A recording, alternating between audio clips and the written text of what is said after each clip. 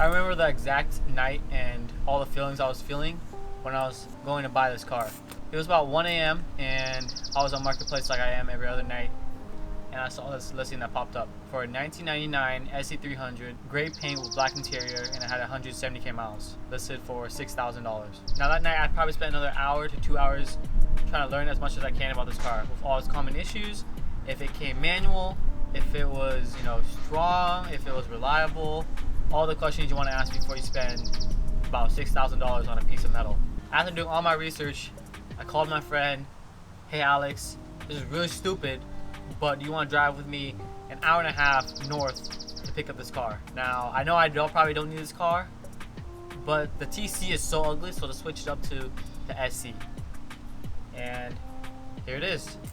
This is after 3 years, of course. To go over the 3 years I've owned this car, I haven't had any major issues. Now, a lot of the SC400 guys have, so many ECU problems and just like very small nitpicky stuff. But over 3 years, I've never had a single issue. Now, let me just say that with like a grain of salt. About a couple months ago, I was just going on a cruise with my friends. This car just randomly developed a really low idle, and I couldn't figure out why, like on the spot. I would come to a red light and it would just like idle, like it was almost wanting to die. After that night, the problem went away. The only things I've done to this car, maintenance-wise, is oil changes, oil filters, and the diff of it. That's really it. I haven't even changed the coolant. I haven't even changed the timing belt. If your timing belt snaps on this GE VVTi, then the pistons and the valves will just smack against each other, and then boom, your head's done. And speaking of which, I should probably do more of maintenance this summer so that this car can last forever. One of my first mods for this car were the coilovers. I just have some generic BRs off of BC Racing's shelf, but I do recommend that if you guys plan to go super low, to get some stiffer springs. Now, in the rear, the rates are fine, but in the front, it's a super heavy car, plus this motor is pretty heavy for a 6-cylinder. I would recommend some stiffer springs. Now, I believe these are 14 fronts and 10 rears. I am probably going to upgrade these to some PBMs. Probably their 20k and 16k rear coilovers. After 3 years though, this front one has pooped itself. It is already leaking everywhere, and how do I know? I always change the wheels on this car and it's just gunked up with dirt. All the other ones are just dry with dirt. This one's full of oil all over from the seals blowing out. Now, this kit used to be one color, but if you look really closely to the color of my skin, you will know why it is rashed all over the car. Now, it's not just the body kit that I rashed up, it's also the wheels that I've curved. If you want, here's a 5 to 10 second review of KBD body kit. Gap, gap, sag, wiggle, wiggle, but very durable. If I hit it any harder, it will start cracking the paint. Side skirts, it's hard to fit. I'm not a body guy, I did my best. Gap here, gap over there. If you hit a curb, it'll go like this or go like this. Now if you come on this side, this part I can't for a life of me try to fix. But the problem with KBD is that when you buy side skirts from them, they'll send it in a really small container and it's usually folded. Now when you put it in the sun and try to make it all straight again, there'll still be a little, not even a little, it's a big freaking warp right in the middle. So I have a whole thin piece of metal across the whole side skirt to try to keep it shape. There was supposed to be a video on that, but it turned out I might post that, I don't know. Now when you're buying wheels for your SC, it's whatever you want. You can tell I always change my mind. I went from ESRs to Works to AVSs to stocks, 370, 390Zs. What are 390Zs? 370Z stocks, 350Z stocks, back to 3-piece, and then back to 350Z stocks, which are in my garage right now. I try to keep it all one color. Don't go for red or yellow wheels. That's just goofy. Yellow wheels, hold on. No, hold yellow on. wheels are goofy. Put the camera on my face. Yellow wheels.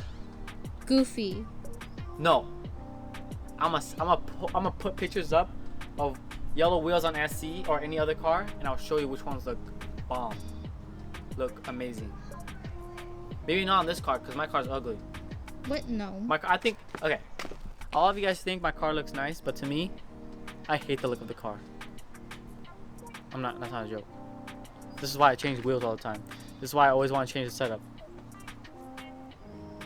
But if you do get wheels and coilovers, make sure to tuck your wiring harness the right way through the engine bay. That rhymed.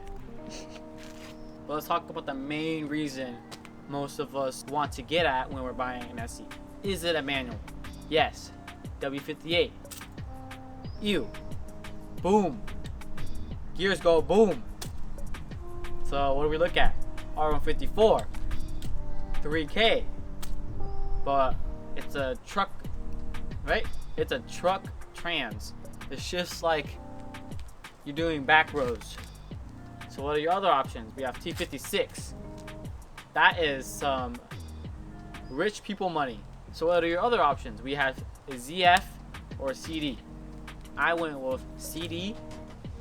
Don't ask me for more reasons right now. I'm not gonna remember. But it's sturdier. I don't think I'll ever make 1,000 horsepower, but that would be pretty cool. So we have this, the CD. Let me take you inside. This CD has a couple options for adapter plate. Now, the one I went with was a Fish Tech Racing adapter bell housing because some guy was just selling on Facebook Marketplace and it was a lot cheaper than buying it new, obviously. The problem with CD though is that you have to smash your trans tunnel so much. That bulge, you can't really see it, but it's pretty bulged out for me to fit the CD. Now, most of the hammering is around there and obviously on the other side, and then right in this middle part for the bulkiness of the back of the transmission, like near the part where you stick the drive shaft in. For my relocation kit for the shifter, I went with 09. It's best on the market. Any other ones, there's problems with shifting. Like if you want to go in the 6th on the freeway, you might end up going back in time because you're putting it in reverse. Mr. Mac, thank you Mr. Mac for letting me know that, so I can tell some of you viewers. And my drive shaft is a one piece. The clutch pedal kit came from Drift Motion. Now, concerns with the CD swapped JZ, no problems. Only thing, if I really were to be nitpicky, is that it's super hot for some reason, but the boot I had last video helped block out a lot of the heat and smoke. Another thing is that the throwout bearing is super loud when the AC's on randomly. Sometimes it's really quiet, but sometimes it's really loud, and here's a video of it being super loud. One of the first things added to this car was an exhaust system. You can go and spend 5 hours and look for the most discontinued catback for this car, but I don't really think that's money effective. But you can just do a muffler delete and a resonator delete to get some sound out of your NAJZ. Now, let me tell you this to save you some time, but most of the sound is blocked out from the resonator. So if you take out the resonator, it's going to be much more throaty. Oh, what body kit or coilovers is best for this car? It depends what you want. If you want just some nice and daily coilovers where you're not super low, Tane. If you want a little bit more performance oriented, probably Feel, Fortune. After BC bumped up their price another $100 about 2 years ago or a year ago, I wouldn't buy them again. Some quick things you need to know before you buy your SC. This goes for other 90s Lexuses as well. ECU, that's a common problem. They just tend to corrode, capacitors leak, and it just causes a bunch of random issues that I can list right here. Pause it, read it. There's a couple people that do rebuilds, and it's gonna cost you pretty penny. Some other things you should probably pay attention to when you're buying your SE is obviously, like I just said, the ECU. Timing belt's a common thing.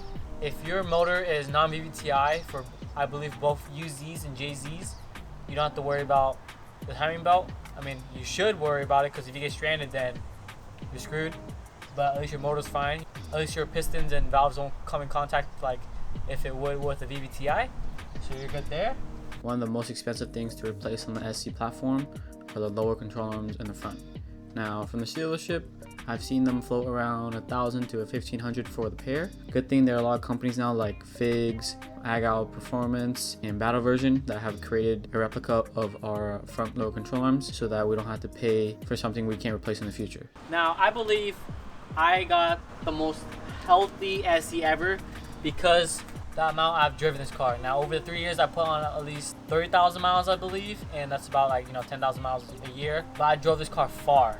Well, what I would consider far for myself. I drove this from where I live to Bellingham, which is about 2.5-hour drive, and I would daily it for school for 2 years while driving back and forth 2.5 hours every week. Now that round trip from my house currently to Bellingham is what, like 300 miles? One other thing I added to this car was the stereo, and this is from a Toto. It does function 90% of the time, and some stuff does make it annoying to use, but overall it's okay. This radio install was pretty annoying. Lexus wiring is amazing. I spent probably like 2 weeks-ish trying to install this radio. The wiring diagram I found online is different from this car, and the reason is because, of course, later years they decided to change the wiring harness, or like the wiring diagram. For my speakers that I paired with this head unit, I do have it all upgraded all around. Now, one thing I do recommend when you're buying a speaker for the front is at least to have a tweeter up here and not have it in the same speaker down here, because the speaker down here, when it has the coaxial speaker, the tweeter is inside of it instead of being up there. Your ears are this level. They are not down at your ankles. So if the tweeters are just blasting through here, a lot of the voices get washed out. Now in the future, probably a couple of weeks or months, I'll be replacing this speaker with one that has a component speaker, which is a separate tweeter for the top. Now, after you install your cold air intake, you're gonna be feeling like your real race car driver. So you look to start doing weight reduction. One of the biggest spots for weight in this SC chassis are the doors, the hood, probably the trunk, and of course the OEM seats. And these have been amazing, no complaints. I'm not sure if it's safe to use with a 3-point harness like it's intended with the OEM seats, but the way I have it hooked up, it is the most safe way, I believe. Now a lot of people just run it above their lap like this, or not above their lap, but like hovering over their lap like this. But it's best to probably have it through the loop so it hugs your hip the best, because if you get into a car crash, you're probably gonna slide under and go through the freaking crotch vent. Each year I keep telling myself to do the timing belt, so we're gonna check out the condition of the timing belt, and still looks really good. Now, I keep telling myself every year, like during the summer I would do it, but look, it looks really good. And the VVTi gear, spotless, but it's leaking a lot of oil around the gaskets, or at least the valve cover gasket. But power steering still looks good. Now the next stage for this car, like every other SC300 owner, is to boost it. My boost stage will have 3 phases. One on stock ECU up to 7 pounds. Second one will be twin turbo ECU up to either 14, 16, or 18 pounds, depending on if I have a boost cut defender. Third phase will be a standalone, which I'm having a hard time figuring out who I want to get tuned by, because I don't know, I'm just having a hard time finding someone out here. So here's a sneak peek of JZ. It's really nothing special. It's just a eBay front-facing intake manifold for like what, $100, and then a cheap manifold for like, I think this was like $250. This next stage, I'm pretty excited for the car just because, you know, boost, but I'm not excited at the same time because reliability. I hope you guys enjoyed the video. I try to make it fun for you guys to watch. I hope you guys enjoyed. I'll see you guys in the next video.